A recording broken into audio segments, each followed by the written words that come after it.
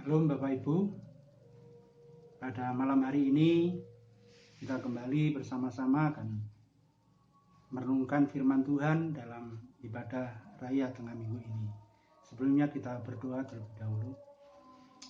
Terima kasih Tuhan untuk malam hari ini kami tetap dapat menikmati hadirat-Mu dalam persekutuan kami dalam keluarga, dan secara khusus ibadah tengah minggu ini. Berkat Tuhan kiranya Tuhan akan limpahkan sehingga kami tetap dalam lindungan, tetap dalam kekuatan dan berkat-Mu, sehingga kesempatan yang akan datang kalau kami berjumpa sudah dalam kondisi yang jauh lebih baik untuk memuliakan nama Tuhan. Firman-Mu yang akan menguatkan dan meneguhkan kami. Dalam nama Tuhan Yesus kami berdoa. Amin. Saat ini tema firman Tuhan adalah dahsyatnya lawatan kuasa Roh Kudus. Saya akan bacakan dalam Kisah Para Rasul pasal 2 ayat 17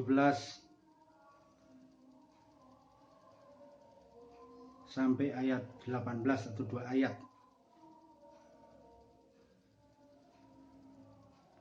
Demikian firman Tuhan. Akan terjadi pada hari-hari terakhir, demikianlah firman Allah, bahwa aku akan mencurahkan rohku ke atas semua manusia, maka anak-anakmu laki-laki dan perempuan akan bernubuat, dan teruna-terunamu akan mendapat penglihatan-penglihatan, dan orang-orangmu yang tua akan mendapat mimpi. Juga ke atas hamba-hambaku laki-laki dan perempuan akan kucurahkan rohku pada hari-hari itu, dan mereka akan bernubuat. Minggu yang lalu kita memperingati hari raya Pentakosta, di mana kita peringati sebagai hari tercurahnya kuasa Roh Kudus. Yang sudah kita sering baca, peristiwa itu terjadi di Yerusalem, di mana murid-murid dipenuhi dengan kuasa Roh Kudus, dengan ada lidah-lidah api yang hinggap di kepala masing-masing, dan mereka bernubuat, bersaksi, bahkan Petrus berkhotbah, yang bagian dari perikop khotbah Petrus adalah 2 ayat yang kita baca ini, yang dikutip dari kitab Nabi Yoel. Dahsyatnya lawatan kuasa Roh Kudus. Murid-murid yang mendapatkan lawatan kuasa Roh Kudus saat itu benar-benar merasakan kedahsyatan itu. Konsep tentang tercurahnya kuasa Roh Kudus sangat berbeda dengan perjanjian lama. Tetapi Yoel sudah menubuatkan bahwa Roh Kudus yang hinggap, yang di perjanjian lama itu hanya orang-orang kudus, para pemimpin, para tua-tua. Tetapi Nabi Yoel sudah berkata bahwa mencurahkan rohku ke atas semua manusia, ayat 17. Lalu semua manusia itu dirinci, mulai teruna, itu anak-anak muda, kemudian orang yang tua, kemudian hambaku laki-laki dan hamba perempuan. Ini sangat beda. Kalau sampai tingkat orang dipenuhi Roh Kudus itu bukan hanya tua-tua, bukan hanya pemimpin, tapi anak muda, bahkan sampai kepada hamba. Bahkan dikatakan bukan hanya hamba perempuan, hamba laki-laki, tetapi sampai kepada hamba perempuan.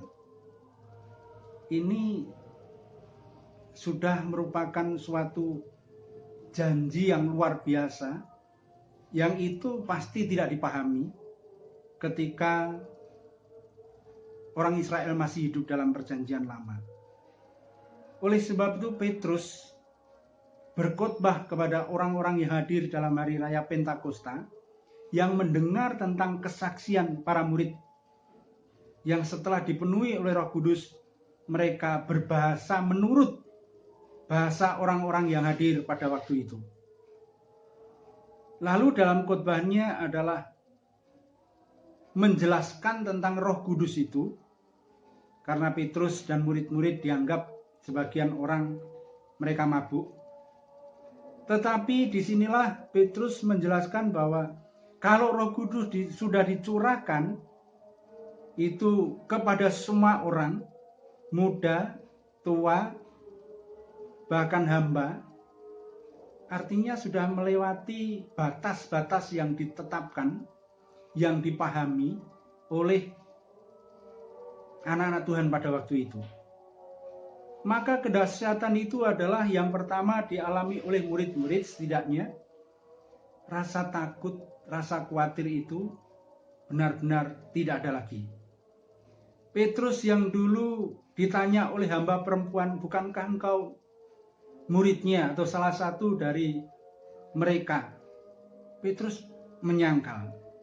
Tapi setelah kepenuhan Roh Kudus, Petrus berani berkhotbah tentang siapa Yesus.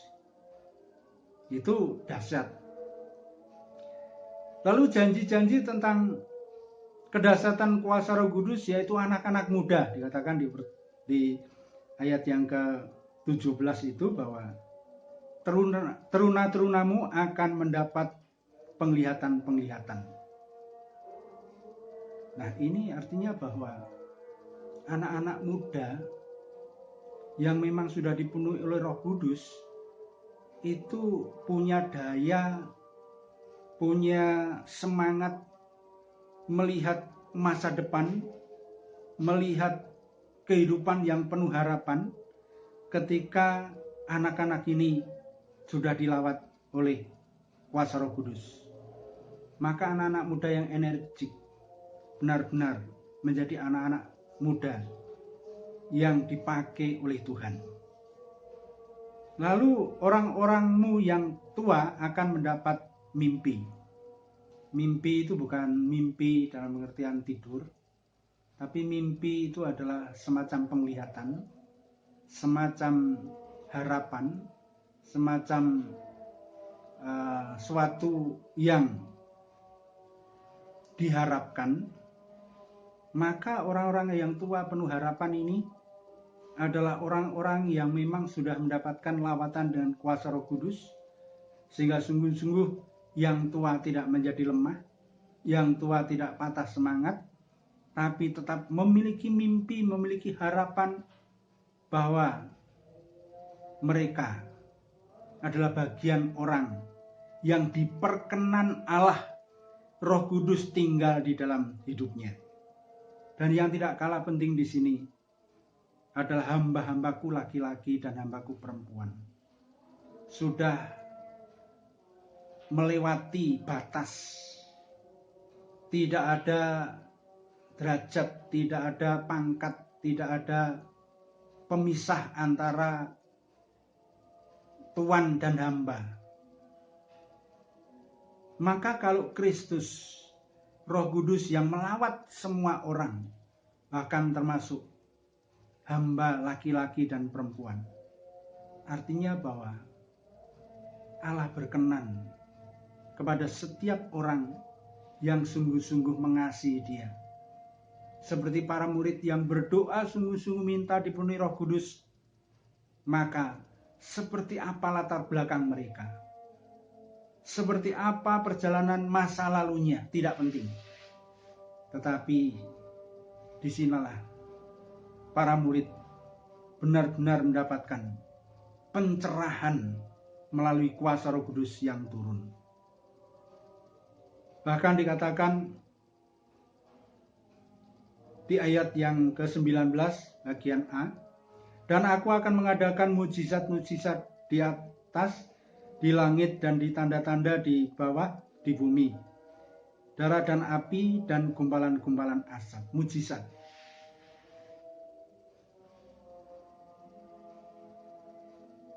Para murid Petrus dan Yohanes yang sering dipakai oleh Tuhan untuk melakukan mujizat. Bahkan mujizat yang dilakukan oleh murid-murid dikatakan lebih banyak. Karena Petrus bayangannya saja bisa menyembuhkan. Sapu tangannya bisa menyembuhkan. Dan sebagainya. Artinya bahwa punya kuasa Allah. Yang itulah hal yang luar biasa. Itulah lawatan Allah yang luar biasa. Yang menjadikan para murid dengan segala keterbatasannya dipakai oleh Tuhan.